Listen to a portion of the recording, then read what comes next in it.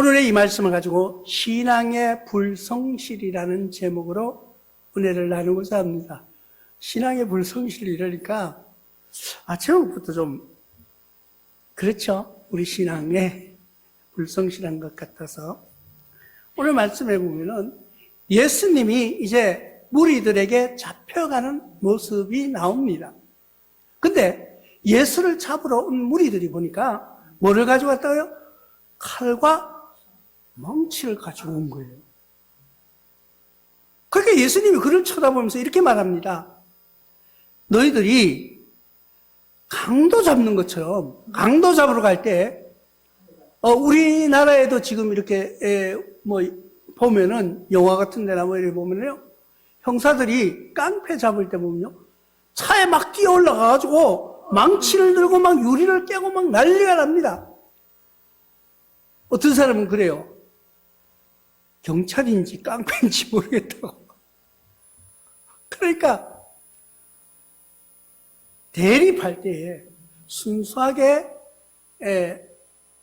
잡혀가는 사람이 있는가 하면은 반항하는 사람이 있거든요. 그러니까 이 아주 흉악범을 잡을 때는 경찰들도 긴장한다 그래요. 근데 예수님을 잡으러 온 예수님은 흉악범이 아니에요. 예수님은 우리의 구세주로 오신 온유하신 분이에요. 그리고 이사야서에 보면은 예수님은 그렇게 덩치가 크신 분도 아니에요. 말랐어요. 성경에 보면은 그 예수님의 풍채를 뭐 그렇게 막 이렇게 웅장하고 막 크게 묘사하지를 않습니다. 근데 무리들이 와서 예수를 잡으려고 하는데 칼을 가지고 오고요, 검을 가지고 오고요, 칼, 그리고 망치를 가지고 온 거예요. 그래서 예수님이 이렇게 쳐다보고 그들을 향해서 말합니다. 너희가 내가 강도인 줄 아냐? 내가 강도인 줄 아냐? 근데 왜 이들이 그걸 가져왔을까? 이해도 됩니다. 예수님은 바람도 물도 세상의 모든 것이 예수님 앞에 순종하는 것을, 병든 여인도 고쳐지는 것, 죽은 사람을 일으키는 역사를 알고 있는 거예요. 그러니까 이들이 예수님을 잡으려 가긴 가야 되겠는데 두려운 거예요. 사람이 두렵기 때문에 뭔가 자기에게 무기를 가지고 다녀요. 요즘에 스프레이 같은 것도 나온다 그래요. 마취 총 같은 거. 그러니까 여자들 루즈 입술 칠하는 거, 그런 것처럼 만들어 가지고 이렇게 딱 누르면은 가스가 나가는 그런 걸 만들었다고 그래요. 뭐 옛날부터 나왔다고 그러는데, 그러니까 왜? 내가 연약하기 때문에 행여나 나를 보호하기 위해서 그런 장비를 구입하는 사람이 있다는 거예요. 그런데 여러분들이 만약에 격투기 선수가 아니면 태권도 선수가 그런 걸 가지고 다닐까요? 안 다니죠. 왜? 자기는 자기 몸을 보호할 수 있는 능력이 있는 거예요. 근데 이 예수님을 잡으러 가는 이들은 두려웠던 거예요. 그러니까 검을 가지고 망치를 가지고. 그러나 예수님 앞에는 그거 아무 쓸 데가 없는 거예요. 그게 인간의 생각이에요. 인간의 생각. 근데 예수님께서는 그들을 바라보시면서 웃으시면서 말씀하십니다. 야, 너희들이 뭐 강도 잡으러 왔냐 이러면서 말씀하시는 것을 볼 수가 있습니다. 그런데 그러시면서 하시는 말씀이, 나 두려워하지 마. 왜? 나는 어차피 잡혀가야 돼. 그것이 뭐예요? 성경을 이루기 위함이라고 말씀하시고 계신 거예요. 마태복음 1장 22절을 통해서 이 모든 일이 된 것은 주께서 선지자로 하신 말씀을 이루려 하심이리라 이르셨다고 말씀하고 있습니다. 선지자가 미리 예언해 놓기 때문에 그 예언을 따라서 나는 갈 수밖에 없다는 것을 이야기해 주고 있는 거예요. 그러니까 우리가 인생을 아무리 거꾸로 거슬러 올라간다고 해도 그 말은 일어날 수가 없는 거예요. 내가 아무리 손으로 포장하고 내가 아무리 아름다운 것으로 포장할지라도 나의 본심을 아시는 분은 누구예요? 하나님이에요. 세상 사람들이 자기를 선한 것처럼 영향력이 있는 것처럼 보여지지만은 결론은 모든 것은 하나님이 주관하신다는 것을 알아야 합니다. 요즘에 세상 사람들을 보면은 전체 다 자기 피하시네요. 자기. 내가 아니면 안 된다는 거예요. 내가 돼야 된다는 거예요. 그러나 하나님이 원하지 아니하시면은 결단코 모든 일은 이루어지지 않을 것을 우리는 알고 있습니다. 그렇기 때문에 우리가 중요한 것은 뭐예요? 하나님께 기도하는 거예요. 하나님께 매달리는 거예요. 주님 뜻대로 하시옵소서. 예수님이 이 땅에 세상의 구세주로 오신 것을 우리가 알고 있어요. 근데 구세주는 어떤 구세주? 세상의 왕으로 오신 거예요. 그래서 이제 예수님께서 왕이 되면은, 예수님께서 왕이 되신다면은 이 나라 정치를 다스릴 텐데 내가 뭘 할까? 인간적인 생각하고 있는데 예수님의 뜻은 그게 아니었다는 거예요. 그렇게 사람의 생각이 아무리 옳은 것 같지만은 하나님이 이루어 가신다는 것을 기억하시기 바랍니다.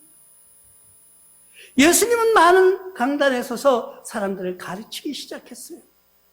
말씀을 천국에 대해서 모든 것을 말씀하시면서 가르쳐 주셨는데 갑자기 예수님을 잡으러 온 그들이 있었다는 겁니다. 그런데 예수님께서는 그들에게 잡혀가시면서도 불만하지 않습니다. 불평하지 않습니다. 그들을 향하여 꾸짖지 않습니다. 단 한마디 하는 거예요. 너희가 나를 잡으러 오는데 검과 망치를 가지고 왔느냐? 몽치를 가지고 왔느냐? 어쩌면은 예수님이 그를 쳐다보면서 한심하다고 하는 거예요. 한심하다고. 이 모든 것은 선지자의 미리 예언하신 대로 이루어 가신다는 거예요. 내가 날마다 너희와 함께 성전에 있으면서 가르쳤으되 너희가 나를 잡지 않았다. 너희가 나를 지금까지 같이 있었는데 잡으려 하지 않았는데 누구의 명령으로 나를 잡으러 왔느냐고 물으시는 거예요. 내 옆에 항상 있던 그가 내가 선생님으로 모시던 그를 잡으려고 하는 그들도 두려웠던 것은 마찬가지예요. 여기 예수님을 잡으러 온 무리 중에서 예수님을 믿는 사람이 없었을까요? 예수님의 도가 맞다고 생각하는 사람이 없었을까요? 분명히 그 중에서 있었다는 거예요. 그러니까 그들을 향하여서 말씀하시는 거예요. 내가 너희와 항상 함께 있지 않았느냐? 그런데 어제 이 동지가 오늘의 적군으로 바뀌어서 검을 들고 찾아오고, 이것이 인간의 모습이에요. 이것이 우리 인간의 형태, 살아가는 모순된 점이라는 거예요. 영원한 동지와 영원한 적은 없다는 것을 우리는 보고 있는 것입니다. 그런데 예수님이 가슴 아파하는 것은 친구들의 배반이에요. 배반. 욥기서 19장 19절에 이렇게 말씀하고 있습니다. 내가 가까운 친구들이 나를 미워하며 내가 사랑하는 사람들이 돌이켜 나의 원수가 되었구나. 욥이 병들었을 때 찾아온 친구들이 있었어요. 몇 명? 3명이 왔어요. 3명. 3명이 와서 위로해 주는 거예요. 그런데 그 위로의 말들이 진정한 위로가 아니라, 야, 네가 뭘 잘못했어, 그렇지. 그냥 하나님이 네한테 이러시겠느냐 하면서 그에게 자꾸 네게 잘못을 찾아내라고 하는 거예요. 하나님이 나에게 시련과 고통을 주신다고 나의 잘못이 있어서 그런 것은 아니라는 거예요. 우리가 살아가다 보면은 시련과 고통을 당할 수도 있어요. 목사님도 암이 걸릴 수가 있고요. 장로님도 큰 중병이 걸려서 병원에서 고통받을 수가 있어요. 그러면 그들이 다 잘못해서 그런데 아니에요. 하나님이 그들을 통하여서 다른 뭔가를 드러내시려고 한다는 것을 우리는 알아야 합니다. 물론 그 중에는 인간의 죄로 인하여서 일어나는 사건들도 많이 있을 줄 압니다. 그러나 우리가 분명히 알아야 될 것은 하나님이 정죄하시는, 하나님이 죄를 죄만 그를 향하여서 어떤 벌을 내리시는 것이 아니라 욥같이 순전한 그에게도 그 일을 고통과 시련을 통하여서 새로운 일꾼으로 만들어져 가는 모습을 보여주고 계신다는 거예요. 예수님이 죄를 져서 잡혀가시는 것이 아니에요. 예수님이 정말 어떤 큰 죄를 지고 정말 군인들이 와서 잡아가야 할 만큼 그런 죄를 지셨느냐는 거예요. 아니에요. 그러나 하나님의 역사는 그런 사건을 통하여서 새로운 빛이 드러나게 하는 모습을 보여주는 것입니다. 우리가 세상 살면서 보면은 우리가 여름에 비가 많이 쏟아집니다. 비가 쏟아져 가지고 홍수가 나기 시작해요. 홍수가 나면 어떤 일이 일어나나요? 집도 망가지고 때로는 내가 성들여 갖고 오는 농작물이 떠내려갈 때도 있고, 아주 잘 다져놓고 정말 정갈하게 해놓은 밭들도 무너져가는 모습들을 봅니다.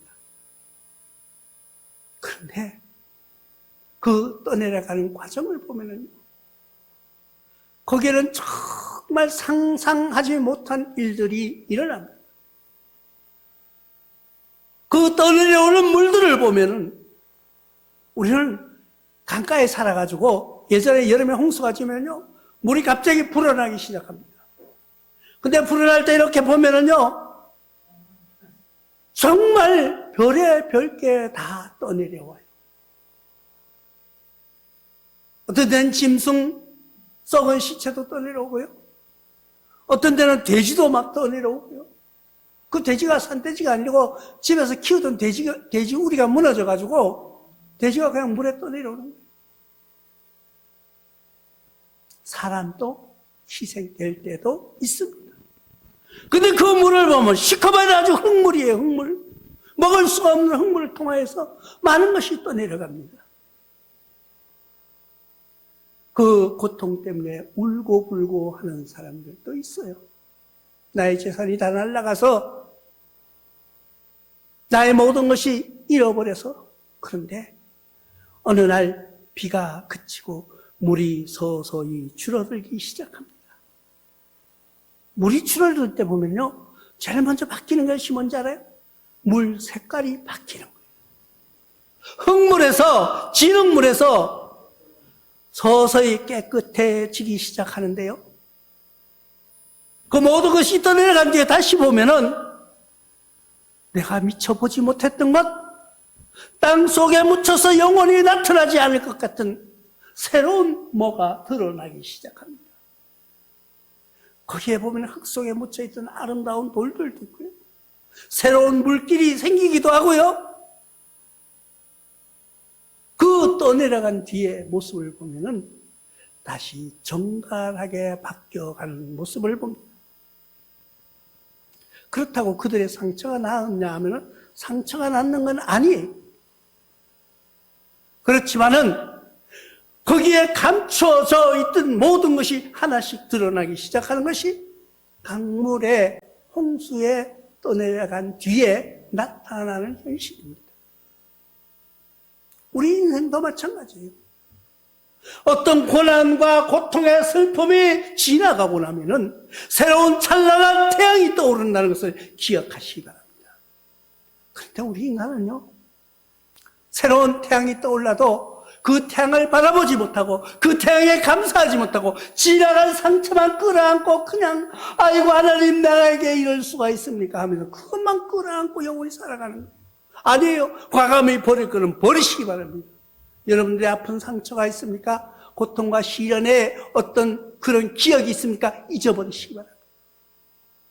잊어버리시되 이 일을 통해서 하나님이 나에게 뭔가를 요구하고 계시는가를 기억하는 여러분들 되시기를 바랍니다. 하나님이 나에게 무엇을 요구하고 계시는가? 세상에서요, 가장 억울한 게 친구의 배반이라고 말하고 있습니다. 마태복음 26장 56절을 통해서 그러나 이렇게 된 것은 다 선지자의 글을 이루려 함이니라 하시더라. 이에 제자들이 예수를 버리고 도망하니라. 예수님이 십자가에 못 박혀 돌아가시자 제자들이, 아니 다른 사람은 모르는데 제자들이 도망했다고 분명히 제자라고 기록하고 있는 것을 우리가 볼 수 있습니다. 다른 사람들이 이해해요. 다른 사람들은, 그냥 국민들은, 백성들은 누가 지도자가 되든지 뭐 이렇게 했다 저렇게 했다 할 수가 있어요. 그런데 제자들은, 그 옆에 있던 관료들은 도망가는 그 비겁한 짓을 지으면 안 되잖아요.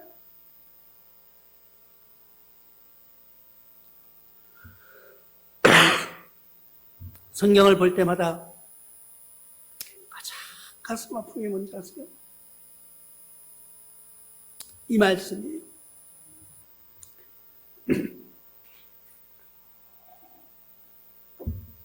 제자들이 예수를 버렸다.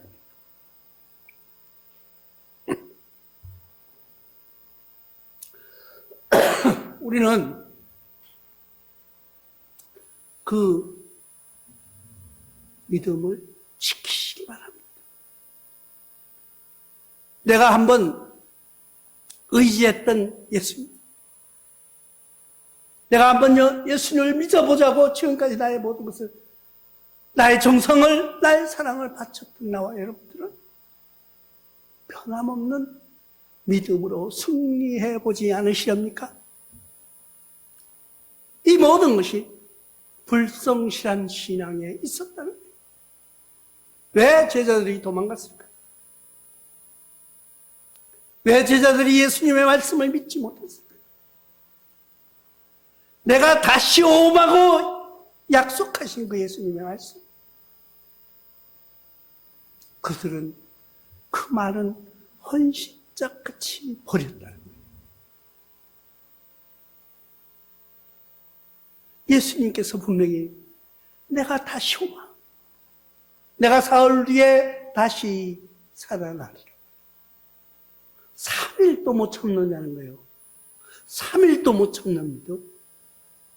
이런 것을 우리는 불성실한 믿음이라고 말합니다. 그들이 바라는 것은 뭐였어요? 우리가 신앙을 택하고 교회를 선택할 때 어떤 모습으로 교회를 선택합니까? 내가 뭐를 바라고 교회를 선택하느냐는 거예요. 내가 여러분들과 나와 바라는 것은 오직 하나예요. 그것이 뭐예요? 우리는 천국에 들어가야 된다는 거예요. 천국에 들어가기 위해서는 하나님의 말씀으로 승리해야 되는데, 아니에요. 요즘 사람들의 선택하는 모습은, 사람들이 교회를 선택하거나 말씀을 선택하는 것은 재미있어야 되고 웃어야 되고, 웃고 재미있는 것은요, TV 보세요. 말씀은 웃기는 게 아니에요. 하나님의 말씀이 우스워요? 하나님의 말씀은 두려운 마음으로 들으셔야 합니다. 하나님의 말씀은 내 영혼이 살아나기 위해서 경건한 마음, 우리는 성실한 마음으로 들어야 하는 신앙이 되어야 합니다. 마태복음 24장 24절로 25절에 보면은 달란트 받은 자의 비유가 나옵니다. 한 달란트 받았던 자는 와서 이르되, 주인이여 당신이 굳은 사람이라 심지 않은 데서 거두고 해치지 않은 데서 모으는 줄을 내가 알았으므로 이는 주인을 어떻게 생각했어요? 심지 않는 데서 거두는 그런 사람으로 알았다는 거예요. 그러므로 두려워하여 내가 나가서 당신의 달란트를 땅에 감추어 두었나이다. 보소서 당신의 것을 가지소서. 한 달란트 받았다고 작게 받았다고 이 사람이 숨겨놓은 게 아니에요. 주인을 잘못 이해한 거예요. 그래서 그 한 달란트를 땅에 갖다 묻어둔 거예요. 그러자 주인이 그에게 호통치는 모습을 우리는 봅니다. 차라리 그러면은 네가 은행에 맡겼더라면은 은행에서 작은 이자라도 주지 않았겠느냐? 그 말은 뭐예요? 나와 여러분들이 하나님을 예수 그리스도를 의지하는 그 마음속에 나의 신앙의 성장으로 남겨져야 된다는 거예요. 뭘로요? 하나님께 봉사와 사랑과 하나님의 말씀을 전파하는 그런 성실한 여러분들이 되셔서 신앙의 불성실한 그런 믿음으로 지탄받지 않는 여러분들 되시기를 주님의 이름으로 축원합니다.